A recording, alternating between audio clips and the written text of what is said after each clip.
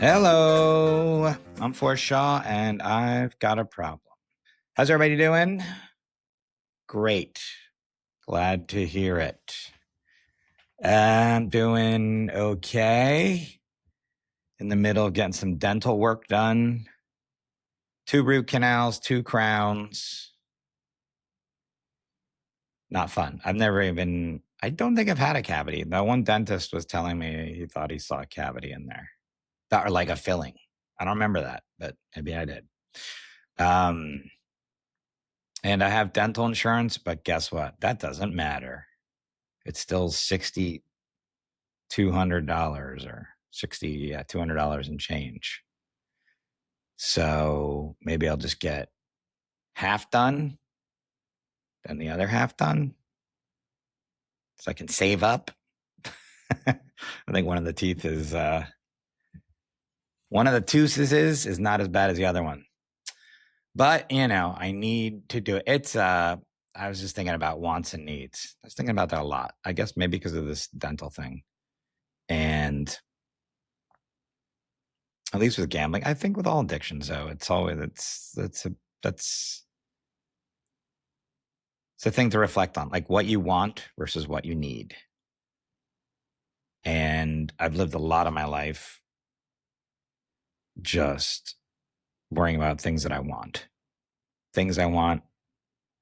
to go a certain way, not just buying, but sure, things I want to buy, places I want to live, foods I want to eat, things I want to do, people I want to see, people I want to be around, relationships I want to be in. It's a lot of wants. And I very seldomly reflect on actually what you need. Because when it comes down to it, that's really, really what's more healthy, I think, is just making sure you have everything you need mentally, physically, all that kind of stuff versus what you want. Have I said wants and needs enough? But I feel like that's like I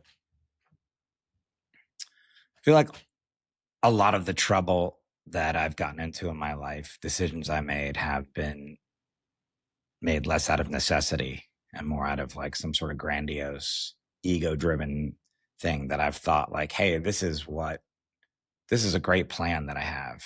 And not only will I be happy, everybody else will be happy. And it always seemed to come back to money and how I'm in a hole. I owe this much money to this person, that person, whatever, bookies and stuff, but I can get out of it. And not only will I get out of it, I'll win this big jackpot. And then I will have this huge I would have a fantasy about what I would do if I won all that money and all the people that I would make happy and fix all the damaged relationships that I caused.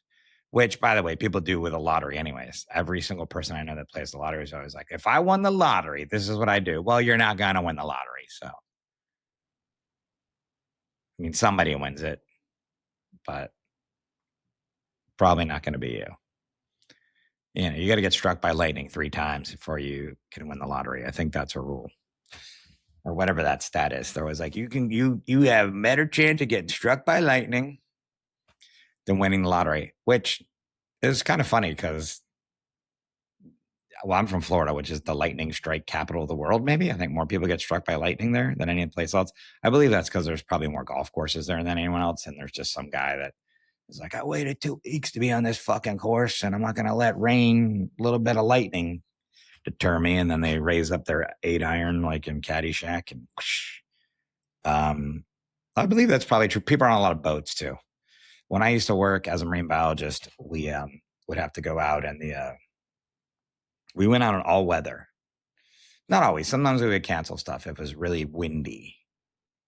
It was really windy, and if it was really, really cold, we wouldn't go into the water sometimes. I think there was a threshold of like 55 degrees Fahrenheit.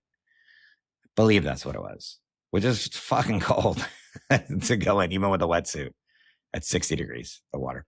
But sometimes Florida weather is very, it's, it changes in the blink of an eye. So we'd be out in the middle of nowhere. 10, 15 miles from the closest boat ramp spot where we would be pulling the boat out. You couldn't see any power lines. You were in the complete wilderness down in Florida Bay.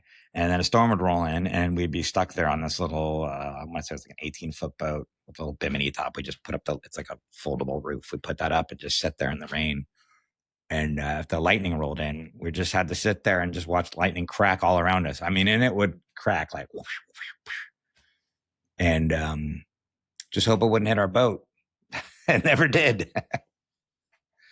It never did, even though it's the lightning strike capital of the world. They gave us a little beeper. It looked like a little beeper, and it was supposed to let you know, like, that if it made a certain sound, that lightning strikes were imminent or very close.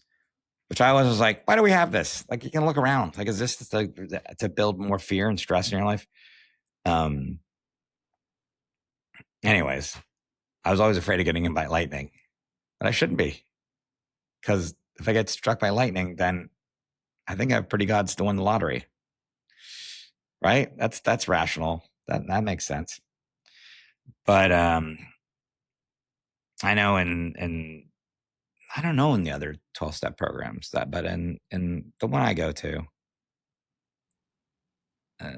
there's literature that I've read, and it's and it talks about that, about how there's this idea that you're going to win a lot of money and buy, I think the words are, buy fur coats and houses. And that's how dated it is. Nobody buys fur coats anymore. Well, I guess some people do.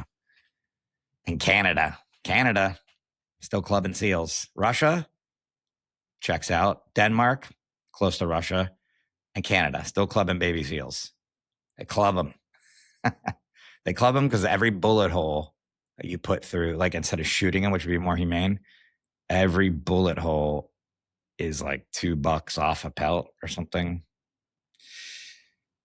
Oh, Canada. What the fuck was I talking about? Oh, yeah, buying fur coats, houses, cars. And that really is a mentality of a compulsive gambler. And I think an addiction mentality, just the idea that you're going to solve everything. All the problems are going to be solved if you just do X, Y, Z. People, I don't think people that do drugs necessarily believe if they do a lot of drugs are going to solve their problems. But I do believe that when people are on drugs, I've seen it firsthand, like, or I've witnessed it, where people are solving the world's problems, at least on cocaine. I don't know about on weed. On weed, people, maybe, I don't know. But for me, that's like just something I was reflecting on this week, because, I'm in whole number, whatever, of my life of, building it up and tearing it back down through gambling. I would say it's probably whole number 1, 2, 3. I'd probably have to count 4 or 5. And not that anyone wants to pay $6,200 for dental work, but it's kind of shit that you're like, oh yeah, I'm upset about the fact that I'm up to spend on that. I'm like, oh, you know how much money I've gambled in my life? You know how many times I gambled that amount of money away? And didn't even think about it. And this is like my teeth, shit that I need to eat. Which, by the way, I'm a big proponent of science and modern medicine, but the only reason we got to get this fucking teeth shit done is because of modern medicine. It's keeping us alive to when our teeth just fail. I went to the optometrist too, and they were like, yeah, you're just old, so now you can't see your what do they say? Your lenses are stiffer because you're older, and so looking further away, it's harder. All this shit. So I have to wear glasses now pretty much all the time, I guess. They gave me some drops to put in my eyes, and I guess those are supposed, I don't know, just rambling. But I try to keep that in perspective as wants and needs, because there's so many things that I don't want to spend money. Like, I don't ever want to spend money on rent or bills or any of that shit fixing my car. But then you're like, oh yeah, but think about the times I went to a casino and just put all this cash, like tens of thousands of dollars, and just gambled that all the way for fucking nothing. What, a cup of noodles, like a free meal and maybe a hotel. So keeping that in perspective as I figure out how to pay for my teeth. And I had a long walk this morning with Arnie, and I thought about that. And I was like, yeah, maybe we could start doing that 53 years in. Let's just focus on what you need. That's what's important. What you need, not just physically, not just like money-wise to survive, but like what you need mentally to properly to have good mental health. And, you can still be stimulated. You could still do fun things, stuff like that. But I think that's a perspective that I'm really going to try and work on. And I just wanted to share it with everybody. And I appreciate everybody that is new on here that has joined the I've Got a Problem podcast. If anybody out there, by the way, knows anything about Kalshi, I want to do an episode on Kalshi. I think that's how you say it, Kalshi. It's like a betting site. Well, they don't call it betting. It's like it's regulated by like whoever regulates the stock market, commodities, futures, trading, whatever. I'm not into that. And you basically buy shares of thing. It's gambling because they'll say, hey, how many games do you think the Oklahoma City Thunder is going to win this year? Over, under, whatever. And then you buy shares on overs or unders and you can trade those with people. So it's completely unregulated by any of the organizations that would regulate gambling. So it's fraught with peril of, there could be like insider information. Like they have stuff like, I don't know how much people are into sports, but in college football, there's a thing called the portal in American college football. It's a thing where players now can move from college to college, and they have 2 times a year that they can do it, called the portal, which I always thought's funny. It's like they're going through a little time portal.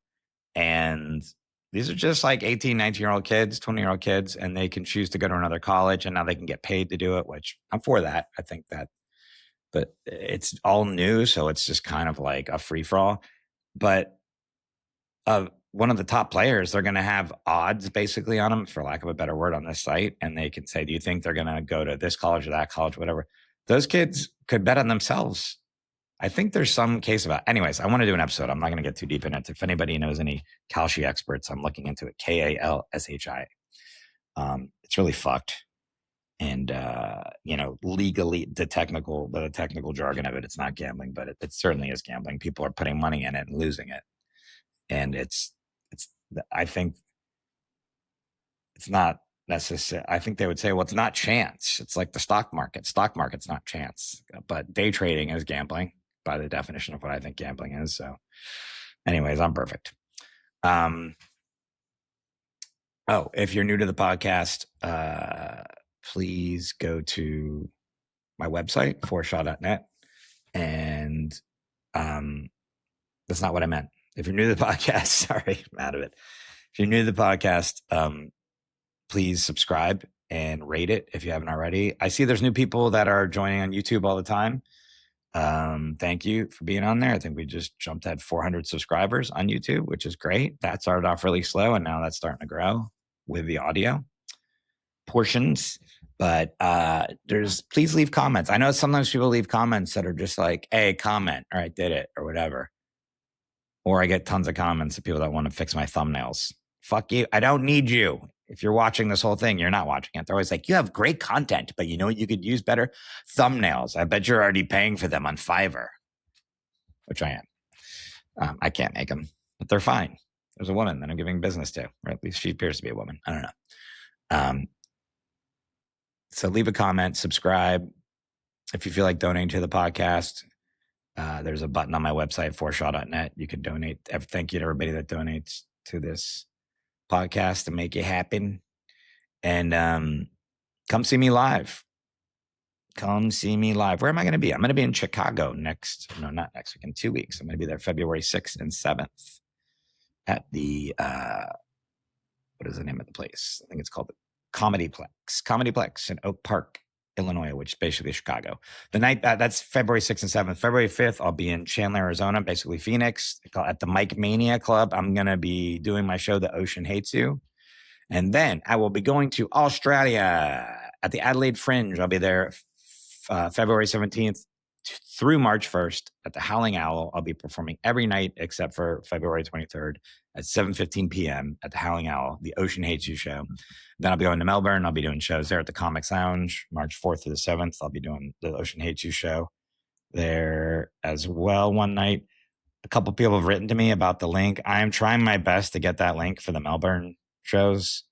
I don't know why they haven't put it up yet, but I promise I'll be there. And as soon as I get that link up, I will write you guys back individually. But yeah, I need to get on that.